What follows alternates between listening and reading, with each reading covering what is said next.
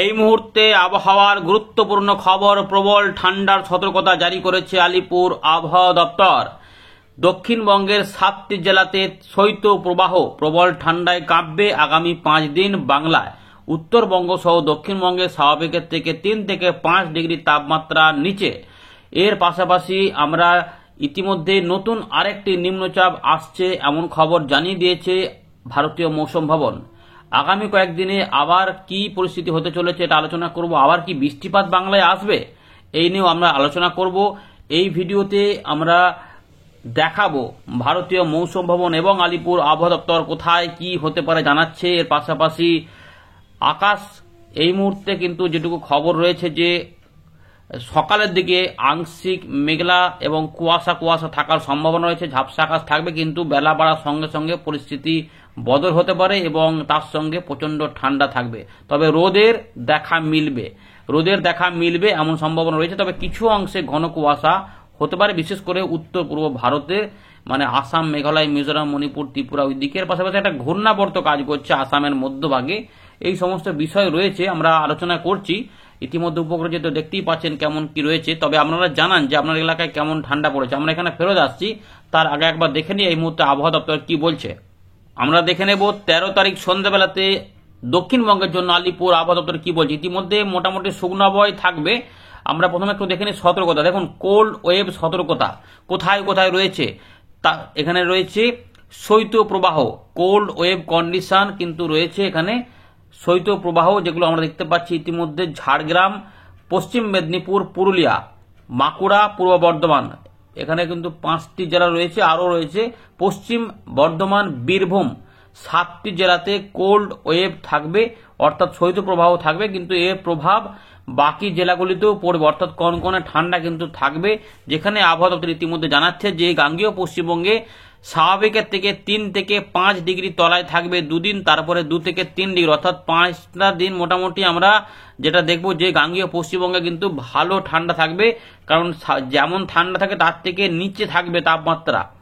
এর পাশাপাশি মুর্শিদাবাদ, নদিয়া এখানেও কুয়াশা হবে, বীরভূমে কুয়াশা থাকবে হালকা মাঝারি, পশ্চিম বর্ধমান থাকবে, আর এরকম কিছু নেই। আর 15 তারিখের দিকে উত্তর 24 পরগনাতে কিন্তু কুয়াশা থাকার সম্ভাবনা রয়েছে, এটা কিন্তু জানাচ্ছে। আর এমনি বাকি এলাকার আবহাওয়া শুকনো থাকবে, কিন্তু ঠান্ডাটা সব জায়গাতেই থাকবে, এটা কিন্তু এখান থেকে বোঝা যাচ্ছে। এবারে দেখে নেব উত্তরবঙ্গের জন্য কি বলছে আলিপুর আবহাওয়া দপ্তর। উত্তরবঙ্গের জন্য 13 তারিখ সন্ধ্যাবেলার খবর। দার্জিলিং, জলপাইগুড়ি এখানে হালকা মাঝারি কুয়াশা থাকবে। কালিম্পংয়ের দিকে কুয়াশার কথা বলা হয়নি, শুকনো আবহাওয়া থাকবে। আলিপুর আবহাওয়া দপ্তর এদিকে আলিপুরদুয়ার এখানেও কিন্তু শুকনো আবহাওয়া থাকবে। কোচবিহার, উত্তর দক্ষিণ দিনাজপুর এখানেও কিছুটা হালকা মাঝারি কুয়াশা থাকবে। মালদার দিকে শুকনো আবহাওয়া থাকলেও তার সঙ্গে হালকা মাঝারি কুয়াশা থাকবে 3 দিন। এর পাশাপাশি উত্তরবঙ্গে বলা হচ্ছে যে স্বাভাবিকের থেকে 3 থেকে 5 ডিগ্রি নিচে থাকবে তাপমাত্রা 2 দিন, এবং তারপরে স্বাভাবিকের থেকে 2 থেকে 3 ডিগ্রি নিচে থাকবে, অর্থাৎ মোট 5 দিন। আলিপুর আবহাওয়া দপ্তর জানাচ্ছে যে ভালো ঠান্ডা থাকবে উত্তরবঙ্গের জেলাগুলিতেও। সতর্কতা ঘন কুয়াশা না, উত্তরবঙ্গে সতর্কতা ঘন কুয়াশা নেই। এবার একবার দেখে নেব যে ভারতীয় মৌসুম ভবন কি জানাচ্ছে এই মুহূর্তে। লেটেস্ট গুরুত্বপূর্ণ খবর 13ই ডিসেম্বর শুক্রবার সন্ধ্যাবেলার খবর। দেখুন এখানে যে সিস্টেম রয়েছে একটু বলে দিই। নতুন দেখুন সিস্টেমগুলি কি রয়েছে। ইতিমধ্যে আবহাওয়া দপ্তর কি জানাচ্ছে দেখুন, নতুন একটি আবার নিম্নচাপ তৈরি হবে। ইতিমধ্যে যে নিম্নচাপ ছিল লাক্ষাদ্বীপ এবং সংলগ্ন মালদ্বীপের দিকে সরে গেছে, এবং একটি ঘূর্ণাবর্ত নতুন করে তৈরি হয়েছে দক্ষিণ আন্দামান সাগরের দিকে 14ই ডিসেম্বর রাতে তৈরি হবে আর কি। তো এরপরে যেটা হবে এইটা একটা নিম্নচাপে পরিণত হবে তার 48 ঘন্টার মধ্যে, অর্থাৎ 16 তারিখের মধ্যে এটা হবে, এবং এটা কিন্তু পশ্চিম উত্তর পশ্চিম দিক বরাবর এগিয়ে গিয়ে তামিলনাড়ু উপকূলের দিকে পৌঁছে যাবে। অর্থাৎ যে নিম্নচাপের কথা বলেছিলাম যে দ্বিতীয় নিম্নচাপ আসবে, সেটা কিন্তু ইতিমধ্যে আপাতত কনফার্ম করে দিল। এর পাশাপাশি নতুন করে একটি ঘূর্ণাবর্ত তৈরি হয়েছে আসামের মধ্যভাগে।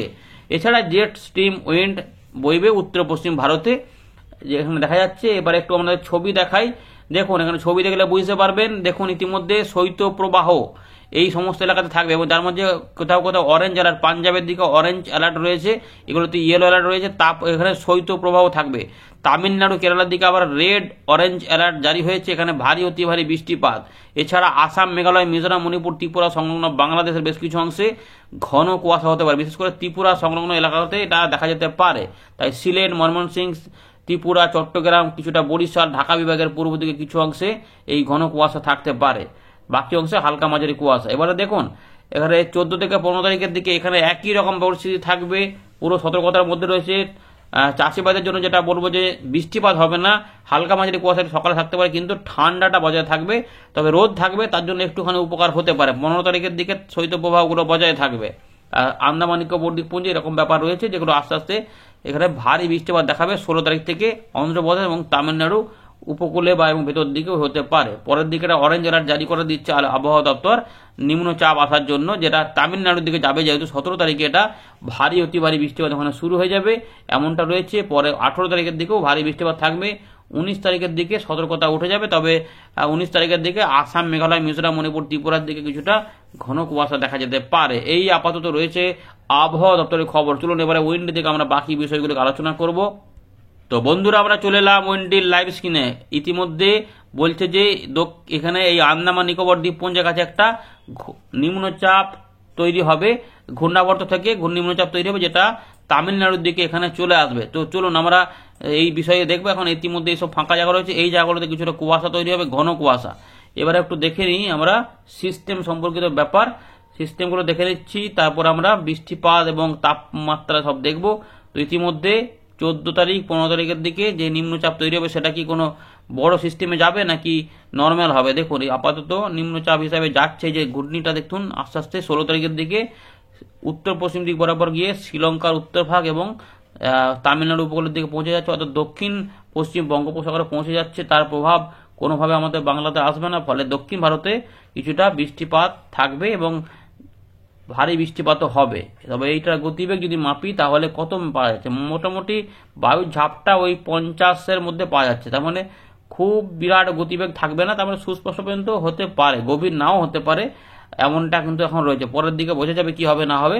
তবে আমরা এই মুহূর্তে দেখে নেব মেঘ টেঘ হবে কিনা। তো আমরা একটু আগে দেখলাম যে ওই 22-23 তারিখের দিকে দেখুন এখানে একটা ঝঞ্ঝাও কিন্তু আসছে ওই সময়কালে, এই যে একটা পশ্চিমী ঝঞ্ঝা আসছে, আর একটা এখান থেকে দেখা যাচ্ছে যে এই যে মহারাষ্ট্র, ছত্তিশগড়, এখানে মধ্যপ্রদেশে একটু নিচের দিকে দেখুন এই এলাকাগুলোর উপর দিয়ে একটা মেঘ কিন্তু ধাওয়া করবে, সঙ্গে পশ্চিমী ঝঞ্ঝার সঙ্গে এটা মিলিত হতে পারে এবং যেটা কিছুটা বৃষ্টিপাতের মেঘ তৈরি করছে। দেখুন আস্তে আস্তে এই সময় কিন্তু তাপমাত্রা কিছুটা উঠে যাবে, তার মানে এখানে বাধাপ্রাপ্ত হবে। উত্তর পশ্চিম দিক থেকে যে কনকনে ঠান্ডা সেগুলো কিন্তু আস্তে বাধা পাবে। এই এখানে দেখুন এই যে সবুজ কালার হয়ে যাচ্ছে, এটা কিন্তু একটুখানি মেঘ তৈরি করছে, যেটা আমাদের ঝাড়খণ্ডের উপর দিয়ে কিছুটা আমাদের গাঙ্গেয় পশ্চিমবঙ্গের দিকে এখান থেকে 23 তারিখের দিকে মোটামুটি একটু মেঘলা তৈরি করছে, কিছুটা বৃষ্টিপাতের প্রভাব দেখা যাচ্ছে হালকা করে। দেখুন বৃষ্টিপাত যদি ফেলে দিই তাহলে এই এলাকার উপরে থাকবে বৃষ্টিপাতের প্রভাব, কোরবা থেকে শুরু করে এই এলাকার উপর দিয়ে অম্বিকাপুর এবং রাউরকেল্লা হয়ে রাঁচির উপর দিয়ে কিছুটা ধানবাদের দিকে মানে পুরুলিয়ার দিকে আশেপাশে কিছুটা হালকা বৃষ্টিপাতের প্রভাব পাওয়া যাচ্ছে। তবে এতে পরিবর্তন হতে পারে, যেটা রয়েছে খাতা মানে বাঁকুড়া, গোয়ালতোড়, চন্দ্রকোনা মানে পশ্চিম মেদিনীপুর, বাঁকুড়া, বিষ্ণুপুরের দিকে এবং পুরুলিয়া, এই 3টি জেলা মূলত দেখা যাচ্ছে, চাকুলিয়া, ঝাড়গ্রাম, 3-4টি জেলার দিকে এবং কিছুটা দিকে আবার মেঘটাকে দেখা যাচ্ছে, যেটা কিছুটা বোলপুর হয়ে বেলডাঙ্গার দিকে যাওয়ার একটা চিন্তা ভাবনা একটুখানি দেখা যাচ্ছে। আর এটাকে আরেকটু ট্র্যাক করলে কিছুটা পূর্ব মেদিনীপুর এবং এই দিকটাতে হুগলির দিকগুলোতে, চন্দননগর এগুলোতে একটু হালকা বৃষ্টিপাত, তবে এতে নজর রাখা হবে, কারণ কখন বৃষ্টিপাত বাড়া কমা করে বোঝা মুশকিল। আগেও একটা হালকা বৃষ্টিপাতের পূর্বাভাস ছিল, কিন্তু বেশ কিছু অংশে বেশ জোরালো বৃষ্টিপাত নেমে গেছিল। তো এগুলোর উপর আমরা দেখবো। মোটামুটি এটা এখন নতুন করে দেখা যাচ্ছে যে 22 তারিখের দিক থেকে এই 23 তারিখের দিকে এইভাবে একটা বৃষ্টিপাত ধাওয়া করতে পারে। এটা এখন এই পর্যন্ত যাবে না, ওখানেই আটকে যাবে না, কি হবে কি হবে না এগুলো এখন দেরি আছে, কিন্তু তাও দেখিয়ে রাখলাম একটা পূর্বাভাস এখানে উঠে আসছে। 25শে ডিসেম্বর কিন্তু আবহাওয়া পরিস্থিতি এখন শুকনো থাকার কথা। আগের আপনারা দেখছিলেন যে 26-27-এর মধ্যে কিছুটা বৃষ্টিপাত যেতে পারে, এখন দেখা যাচ্ছে সেটা কিন্তু নেই, অর্থাৎ আবার পরিবর্তন হয়েছে। এবারে এখন কিন্তু কোনো বৃষ্টিপাত নেই, এখন শুকনো শুকনো থাকবে। মোটামুটি আবহাওয়া দপ্তর বলেছে 4-5 দিন, মোটামুটি 5 দিন পুরোপুরি শুকনো থাকবে এবং ঠান্ডা বাড়বে।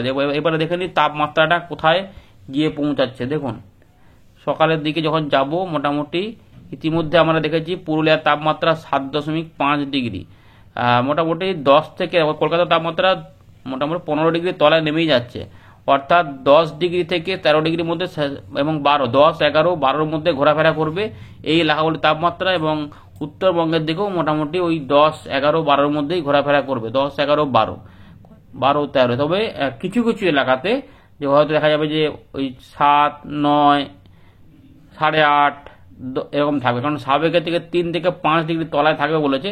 সুতরাং যেমন এখানে পানাগড়, এখানে যেটা যেমন থাকে আর কি, পুরুলিয়া কিছু এলাকা এগুলোতে অনেকটা কমে যায়, শ্রীনিকেতন এগুলোতে অনেকটা কমে যায়, সুতরাং সেইগুলো কিন্তু থাকবে। 15 তারিখের দেখো তাপমাত্রা দেখুন 8 ডিগ্রি, অর্থাৎ আরও একটু কমবে, বা কলকাতাও 12 ডিগ্রি দেখা যাচ্ছে।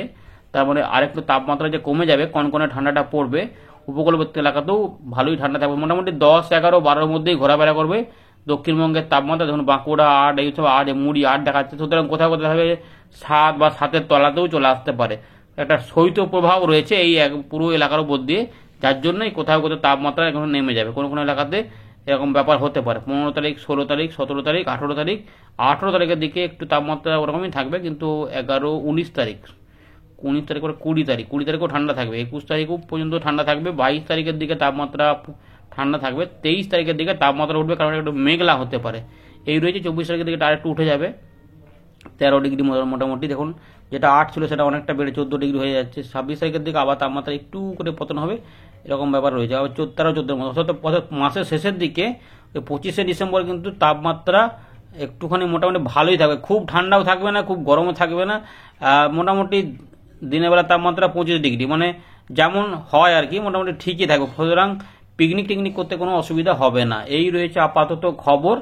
আর এই সময়কাল পর্যন্ত নতুন করে কিন্তু কোনো সিস্টেম আসছে না।